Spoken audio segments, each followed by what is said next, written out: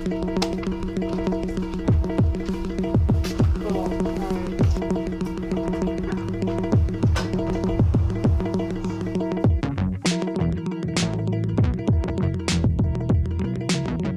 ago, I was working down in Maryland, and I thought, boy, this drive is really getting ugly.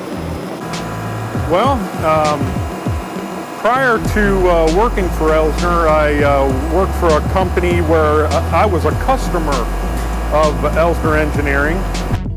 What I love about Elsner's is the family-oriented company. I've been with Elsner's all my life. With my dad working here 46 years, I've been here 34 years. I just love the family atmosphere. I love that we get to make something different pretty much every day, so it keeps things interesting, right? For me, it can be a little crazy. Things change all the time. Issues can come up, problems can come up, and trying to resolve the problems as they come up as quick as we can.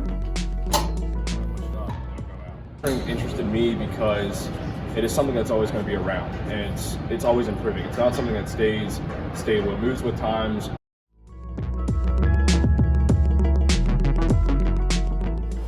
It interested me because I like to work with my hands. I like to make things that I can actually hold in my hand.